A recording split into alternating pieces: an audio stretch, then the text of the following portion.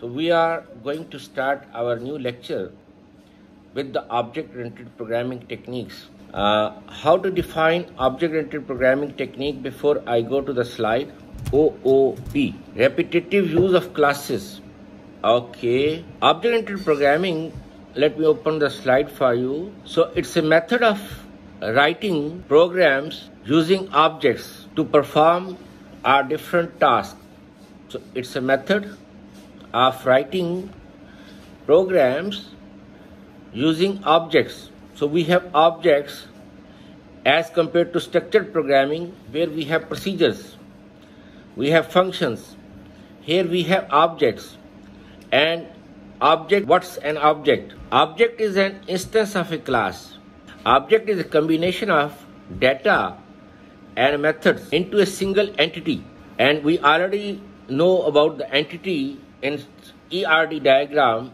The entity is a thing that can be uniquely identified. For example, you are as a student, you are an object and you are unique.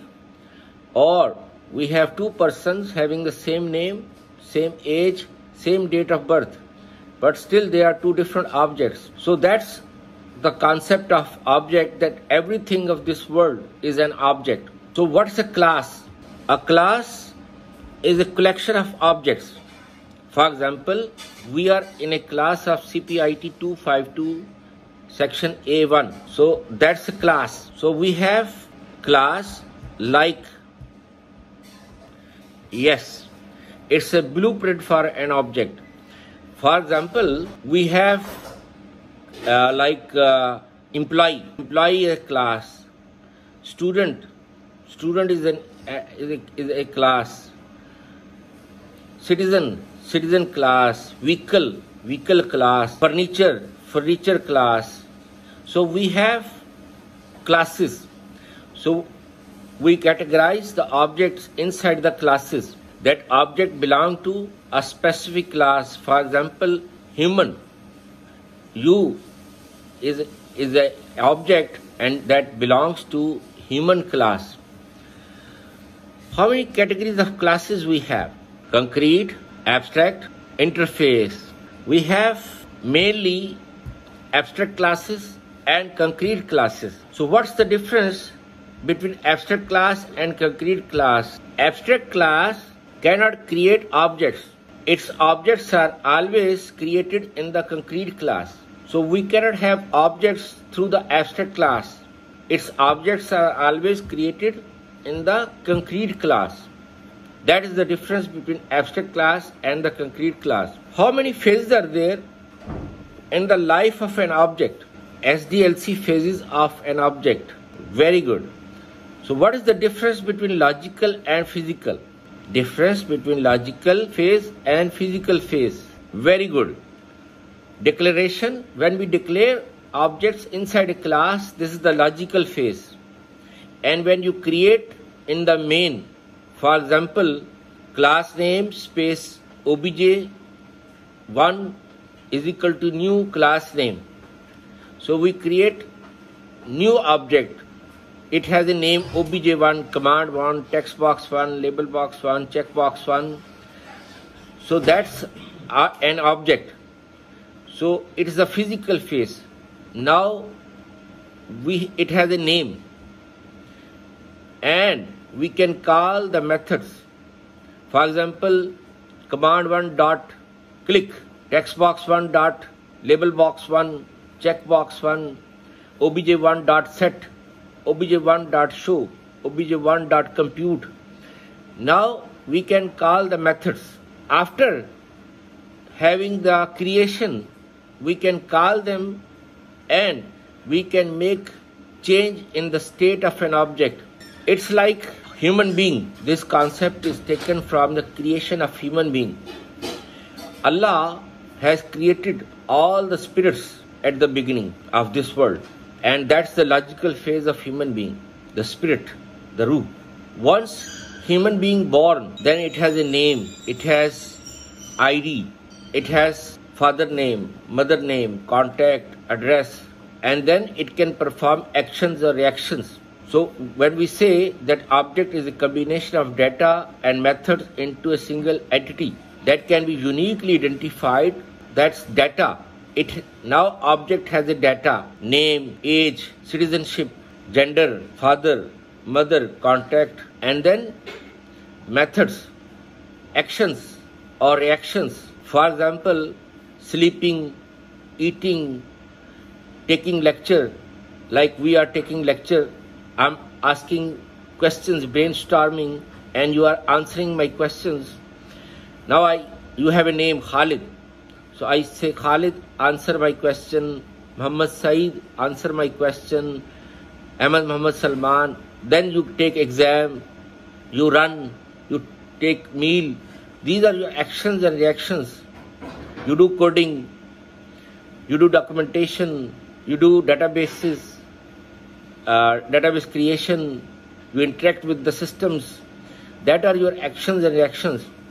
For example, we are taking lecture in FCIT, and I ask, there is something written on the whiteboard, and I ask Ahmad Muhammad Salman, please clean the whiteboard. If I don't call the data, I don't use the data, I cannot have action, because if I come in the lecture, I say clean the board, nobody will stand because I'm not asking to anyone. I'm not using the data of any object. Now Ahmad Muhammad Salman is sitting.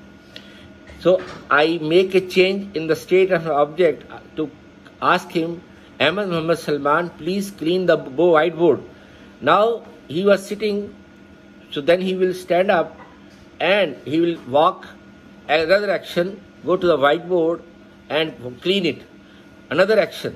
So I make a change in the state of an object using the data to perform the methods or operations. So methods have different names, operations, functions, procedures, and data also has different names. We call them attributes, properties, states. So object-oriented programming allows declaring objects inside a class to implement the inheritance and polymorphism. And we are going to discuss them, the inheritance and polymorphism, when we are going to discuss the methods. So object-oriented programming categorizes everything of this world as an object that belongs to a particular class, like human being belongs to a class person, car, truck, buses, aeroplanes, they belong to a class vehicle. So we have vehicle class, and we can have car, then car has like jeep or normal cars, sports cars, truck, buses, ships, aeroplanes. So that's a different type of furniture class, shape class. So attributes or states or properties, and this is necessary data about an object. And when human being born, it's a physical phase. When human being dies, again go back to logical phase. For example, there is a class log. The log object is created to validate the username password, and once its job is done, it's again logical phase, and it will pass the control to the form window. And if session expires, then user will refresh the application, and again the log object will be created to authorize the username and password again. So it's again from logical phase to physical phase. So this is the way objects perform like human being born. It was logical, then from the logical it born, again physical, and then it dies, again back to logical phase. So an object has state and exhibits behavior through operations that can examine or affect its state.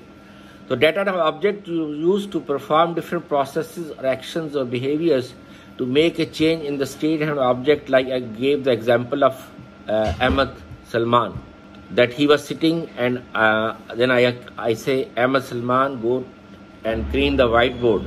So his state from sitting was changed, and he walked to the whiteboard and then clean the whiteboard. So I make a change in the state of an object using the data of MSL object.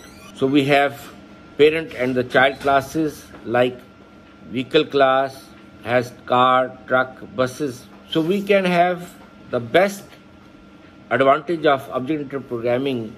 So we can have the reuse, and programmer can create as many instances as he wants. So there are many types of cars like Toyota, Honda, Ford. In Honda we have Civic, Accord, Jeep, sports car.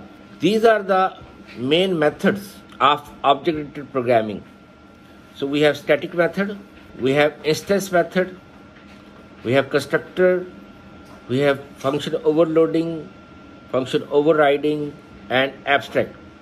So I will begin with the static methods that don't have reference to create an instance of class. Static method are those methods that don't have reference to create an instance of the class. For example, public static void main, the main method, it's a static.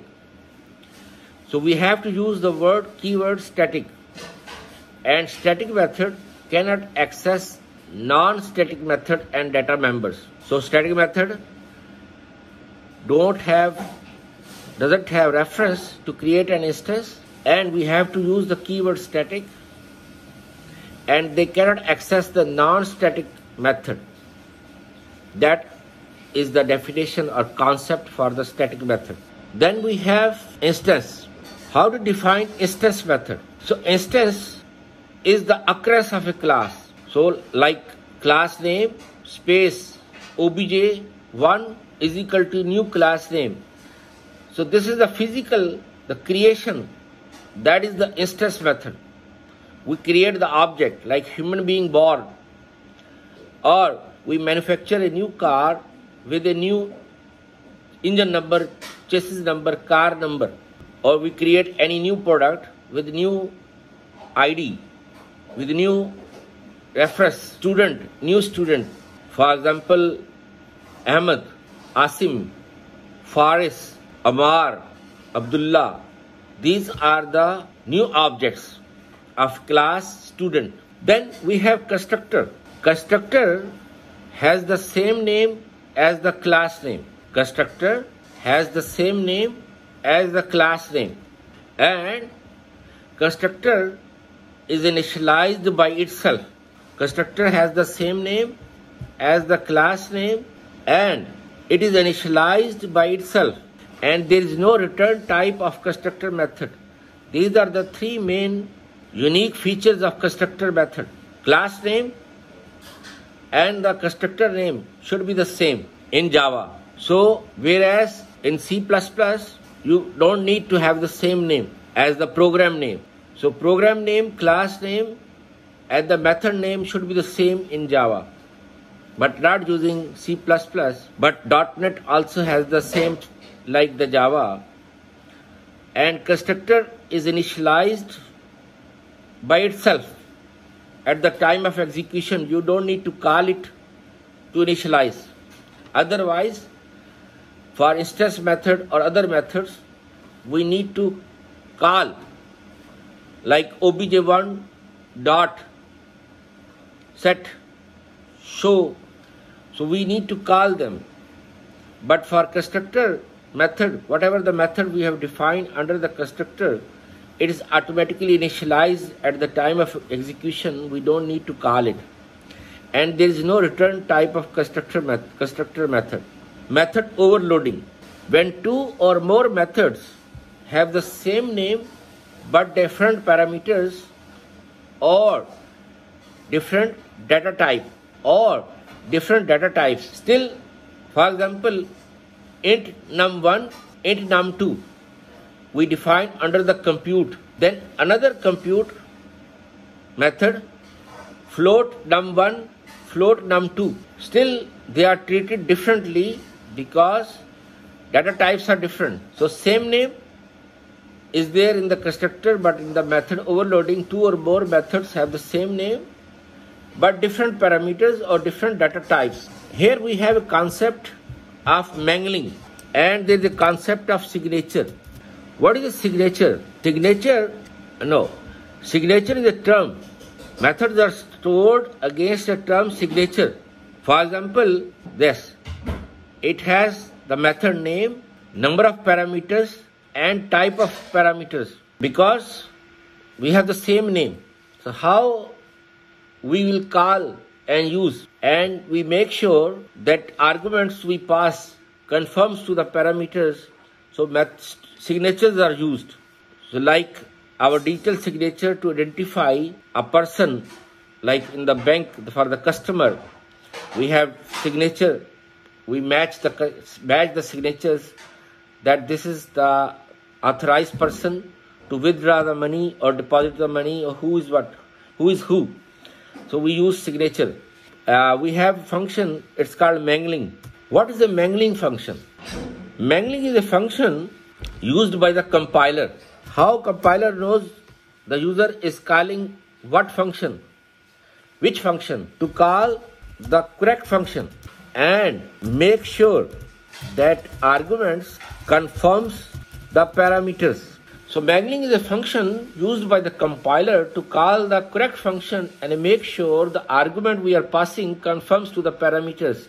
That is the job of mangling function used by the compiler. It is also called name decoration. So that is the mangling or name decoration function used by the compiler for the method overloading. It is also called polymorphism. The method overloading is also called polymorphism. So what is polymorphism? Polymorphism means implementing the similar operation on two or more classes, but in a different way. For example, I have two sections of 252, like I have A1 and H1, which is allocated to me this week. I can take exam of both sections, but it's up to me that I can take exam of A1, your section, as an objective exam. Whereas, in contrary to that, in H1, I can take subjective exam, descriptive questions, and for you, I can have multiple choice, true, false, fill in the blanks. So that's objective style. I am taking exam, but my way of taking exams are different in both sections. Way of taking exam is different in both sections. That is polymorphism. So we are doing the same operation, but the way of execution is different. So like exam taking, like data analysis. For one sample, we perform different tests, and for the same data, like we have regression analysis, we have chi-square, we have ANOVA. So it's up to me that I'm performing data analysis, quantitative or qualitative, like case study to conclude some result, or I use survey to conclude some result. So I'm evaluating the project or my research or approach, but my way of evaluating the research or performing the analysis is different for the same research, same approach, same concept. So that is called polymorphism. So this is the concept for the overloading. I have two functions, compute, but in one I am doing addition, and another I am doing subtraction, and another I am doing multiplication. Another compute I am using divide, mod, average. I am doing computing, or maximum of 3 numbers or minimum of 3 numbers. So I am calculating compute. Thank you very much. Jazakallah khair. May Allah bless you. Assalamu alaikum. Take care. Stay blessed and healthy and happy, and have a nice day.